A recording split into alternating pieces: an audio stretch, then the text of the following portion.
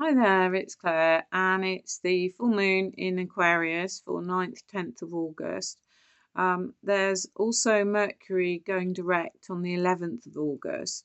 So we've kind of got a celestial standoff between the Sun in Leo, the Moon in Aquarius, where opposites like, it's the heart versus the collaborative and collective mind.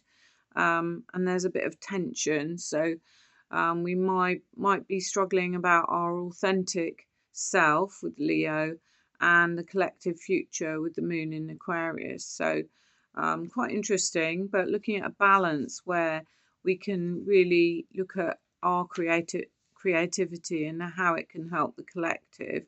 And it's really answering the question, who do we think we really are? And Mars is helping us to transform as well. And there's I looked at, quite a bit, a video about it, and I looked at Pam Gregory and another astrologer. So it's really, there's like a trine really as well with some insights, and you've got Mars, Pluto retrograde in Aquarius, forming a trine. You've got a power drive to change, and you've got really the 8th to the 10th of August. Today it's the 10th. It's a bit confusing, really, kind of feeling of slight confusion. But also Mercury retrograde goes no longer retrograde from tomorrow, although you do have a shadow period where you can still feel some of the effects. So that's I've had quite a lot going on with Mercury retrograde, actually. It's 2 days after the full moon when it starts to be direct, when it's moving again. But we would have had some purges going on and some new truths come to light and some miscommunication. I had a big one this week, which was quite awkward. But it's all a learning, really. And if you accept those, it can sort of be smoother for you, really. So you might feel really a bit of a buzzing in your body, maybe around the palms, the head, the shoulders, with a bit of an energy flow, because Aquarius manages the nervous system. So stay grounded. Good idea to have like salt baths or do some meditation, walk in nature. And we may have some emotion surface about old things that no longer serve us. So old wounds, codependencies, old traumas, and social connections which may not be authentic, and relationships which may not stand this test of authenticity. Aquarius is very basically saying we should be who we are and be authentic. So, and also our higher purpose may become a bit clearer, and old patterns may start to crumble of what no longer serves us. And the veil between the conscious and the unconscious mind will thin. And dreams are symbolic messages. We might get messages in them, and we might have prophetic dreams, and we might wake up with more clarity. And watch out for recurring symbols around now. And the colour blue, which I'm wearing here, is for Aquarius. And dreams could be very potent. So, and the feeling around this full moon is things could feel a little bit more urgent. And you've got kind of Mars really stirring things up. So it's created a bit of someone referred to it as a crucible. And we may need to prioritize decisions to release things to do with our work, relationships, social groups which are not serving us. You might have those feelings. And about authenticity and prioritizing that, our creative passions, our style, who we are, and our relationships and friendships. Also, someone was warning about avoiding signing contracts still till around the August the 25th because of the shadow side of Mercury retrograde. Avoid big decisions. Wait till after around the 25th was the advice. So, and also, we might have some power struggle. So just watch out for those and be clear on our boundaries. Really ground ourselves, as I said, really. And then around kind of post August 11th, we hopefully have more insights because we've had retrograde of Mercury, and Also, we might have breakthroughs because of a Saturn-Uranus sextile around tomorrow. So Uranus can bring us, curveballs or breakthroughs. And the better communication should be better for us around the 11th as well, as we express our needs and get the boundaries clearer, clear space, go over the things that perhaps we learned in this 3-week period from Mercury retrograde, and maybe hopefully any confusing mind chat clears and we get an inner calmer voice, and our truer purpose may be exposed. So on to Pam Gregory, who talked about like a lot of chaos around 2025, but don't get, focused on it, and focus what we want, not what we don't want. And there are 7 orbit bodies or planets in 1 or 2 degrees of their signs. So that really links to new beginnings. So look out for new beginnings. And also 3 planets in retrograde: Saturn, Neptune, Pluto as well. And that she talked about that being a test run for what we are becoming. And there's all sorts of changes I won't go into, but she really highlighted air and fire elements will influence us with speed, dynamism, flexibility, differing values.